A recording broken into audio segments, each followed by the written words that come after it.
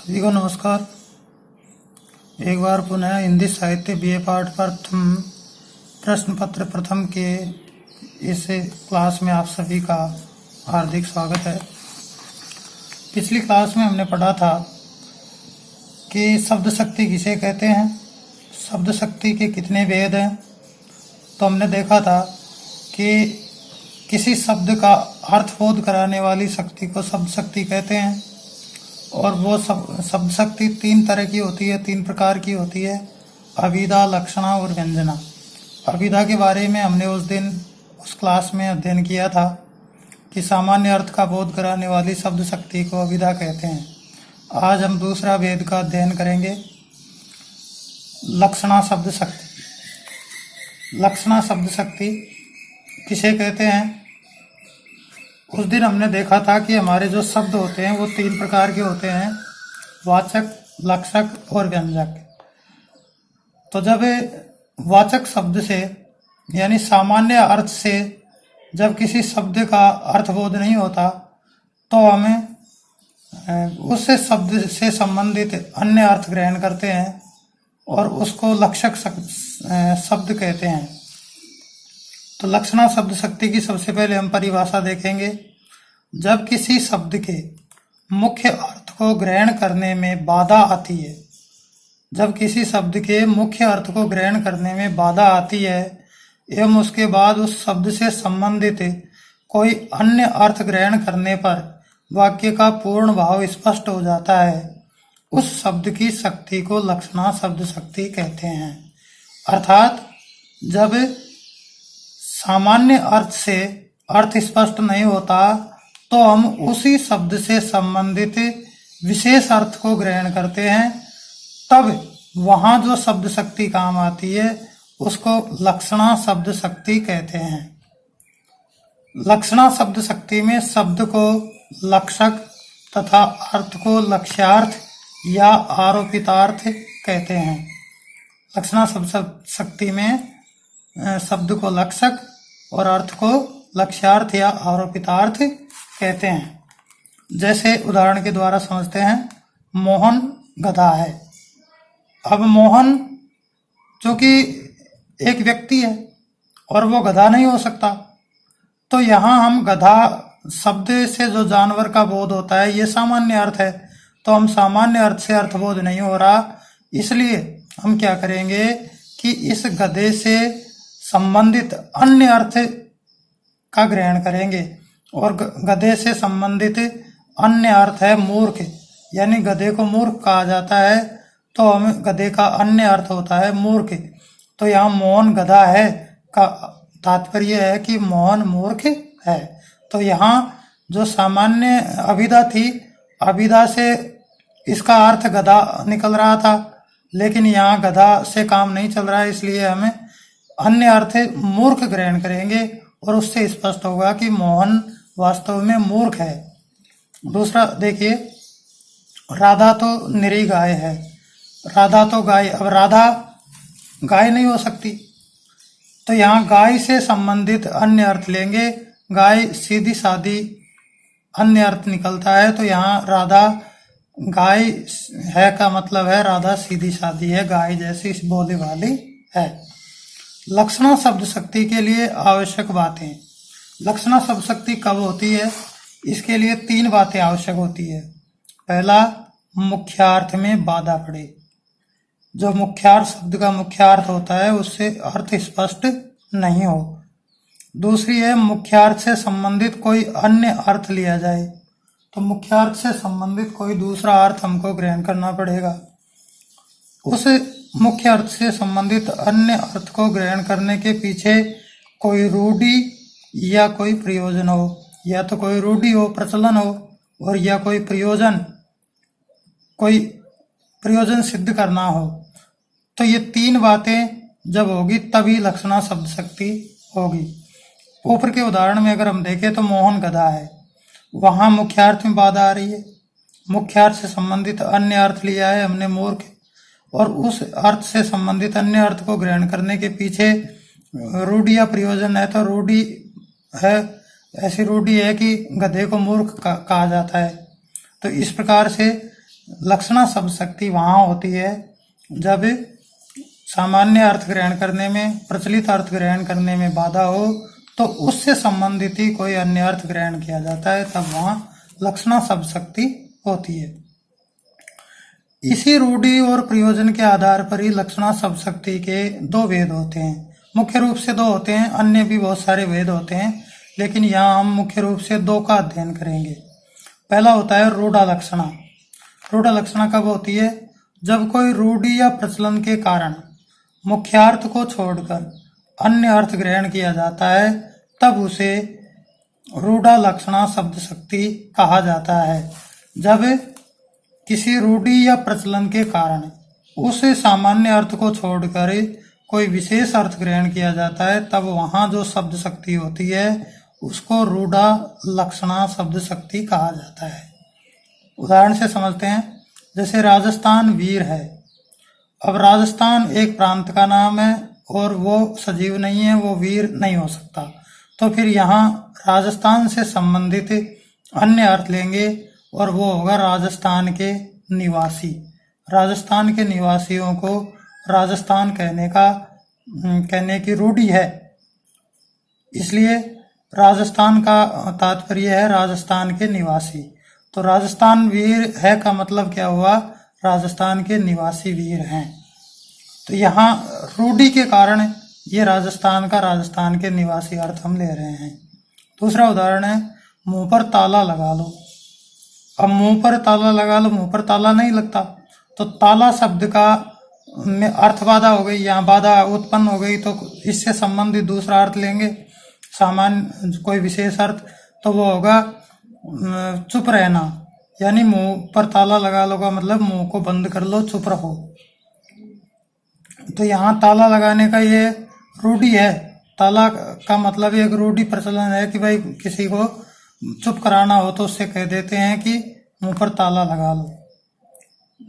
एक तीसरा उदाहरण और देखें। दृग ऊर्जत टूटत कुटुम। दृग ऊर्जत टूटत कुटुम, जुरत चतुर चित प्रीति, परथ गांठ दुर्जन ये दई नई ये रीति। यहाँ पर दो शब्द हैं, दृग ऊर्जत और परत गांठ। यानी दृग यानी नेत्र, ऊर्जत यानी उलझते हैं, टूटत यानी टूट जाते हैं, कुटुम यानी कुटुम। चतुर जुरत यानी जुड़ जाते हैं, चतुर यानी चतुर, चित यानी चित्त, मन, प्रीति यानी प्रेम में। परत गांठ दुर्जन, ये दुश्मन जो दुष्ट लोग होते हैं उनके हृदय में गांठ पड़ जाती है। दई नई ये प्रीत, दई यानी ईश्वर ने ये नई रीति प्रचलित की है। अब यहाँ दृग ऊर्जत का मतलब है प्रेम होना और गांठ पड़ना का मतलब है बैर होना।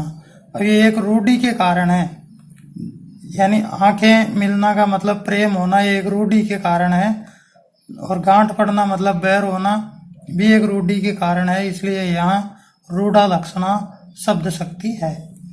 इस प्रकार ये रूढ़ा लक्षणा शब्द शक्ति होती है। दूसरी हमारी शब्द शक्ति होती है प्रयोजनवती लक्षणा। मुख्यार्थ में बाधा होने पर मुख्यार्थ से संबंधित अन्य अर्थ किसी प्रयोजन की सिद्धि के लिए लिया जाता है, तो वहां प्रयोजनवती लक्षणा मानी जाती है। जैसे उदाहरण से समझते हैं। श्वेत दौड़ रहा है। अब यहाँ श्वेत का जो सामान्य अर्थ होता है वो होता है सफेद। अब सफेद तो दौड़ नहीं सकता, तो यहाँ मुख्यार्थ में बाधा आ गई।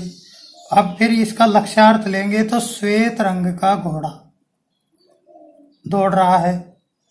अब यहाँ प्रयोजन के कारण, प्रयोजन क्या है? घुड़दौड़। घुड़दौड़ में कोई श्वेत दौड़ रहा है तो वहां इसका मतलब होगा कि सफेद रंग का घोड़ा दौड़ रहा है। दूसरा उदाहरण ले। भाले प्रवेश कर रहे हैं। भाले प्रवेश कर रहे हैं तो भाले निर्जीव हैं, वो प्रवेश नहीं कर सकते, तो इसका अर्थ बाधा हो गई। तो अब इसका संबंधित अर्थ लेंगे तो भालेधारी सैनिक लेंगे। प्रयोजन क्या है? युद्ध भूमि। युद्ध भूमि में भाले प्रवेश कर रहे हैं तो भाले तो प्रवेश नहीं करेंगे, तो भालेधारी सैनिक प्रवेश करेंगे और इसका प्रयोजन हो जाएगा युद्ध भूमि। तो प्रयोजन के कारण यहाँ हम विशेष अर्थ ले रहे हैं, इसलिए इसको कहेंगे प्रयोजनवती लक्षणा। गंगा पर ग्राम है, गंगा के ऊपर ग्राम नहीं हो सकता, तो फिर इसका अर्थ लेंगे गंगा के किनारे ग्राम है। अब गंगा किनारे ग्राम है का प्रयोजन क्या है? उसको पवित्र दिखाने का है। उदित उदयगिरी मंच पर रघुवर बाल पतंग, विकसे संत सरोज सब हर्षे लोचन भृंग। सीता स्वयंवर के समय का गोस्वामी जी ये बड़ा ही अच्छा दोहा है। उदित यानी उदय हुआ उदयगिरी मंच पर, उदयगिरी पर्वत पर रघुवर श्री राम बाल पतंग यानी बाल सूर्य के समान। तो विकसे संत सरोज, संत रूपी जो कमल थे वो विकसित हुए, और हर्षे लोचन भृंग, सभी जो भौरे रूपी नेत्र थे वे प्रसन्न हो गए। अब यहाँ प्रयोजन क्या है? सीता का स्वयंवर, सीता स्वयंवर को बताना यहाँ का प्रयोजन है।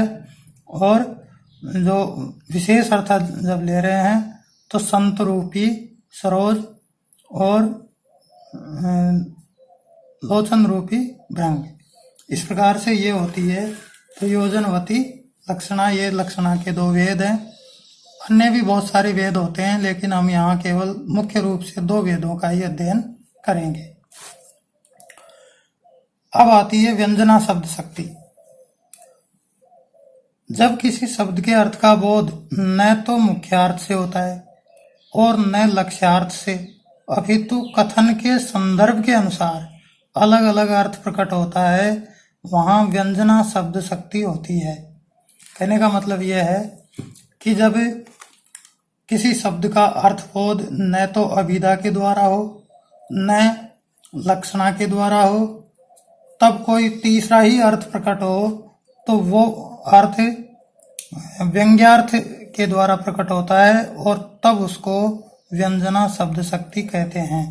ये हमारा जो शब्द थे तीन तरह के, वाचक, लक्षक और व्यंजक। तो ये व्यंजक शब्द होते हैं जिनसे व्यंजना व्यंग्यार्थ निकलता है, और व्यंग्यार्थ से निकलने के कारण इसको व्यंजना शब्द शक्ति कहते हैं। व्यंजना का अर्थ है छिपे हुए अर्थ का बोध कराने वाली शक्ति। व्यंजना शब्द शक्ति में शब्द को व्यंजक तथा अर्थ को व्यंग्यार्थ या ध्वन्यार्थ कहा जाता है। व्यंजना शब्द शक्ति में शब्द को व्यंजक कहते हैं, अर्थ को व्यंग्यार्थ कहते हैं या ध्वन्यार्थ कहते हैं।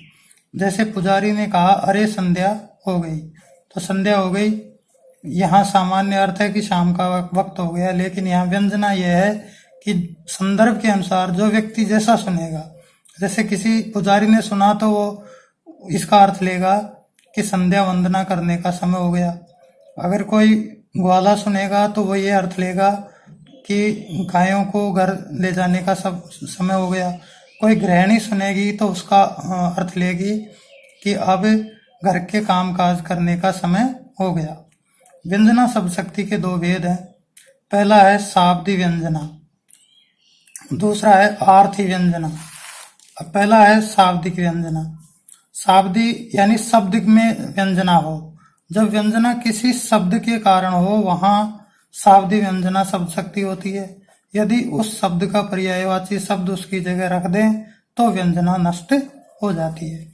जैसे चिरजीवो जोरी जुरे, क्यों न स्नेह गंभीर, को घटी ए ब्रजभानुसा वे हलधर के वीर। चिरजीवो लंबे समय तक जोड़ी बनी रहे, क्यों नहीं बनी रहे?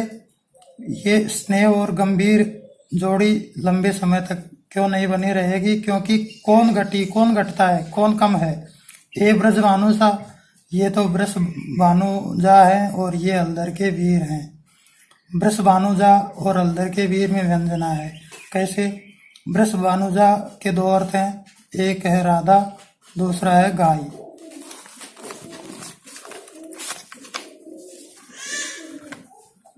वृष भानुजा के दो अर्थ हैं, राधा और गाय।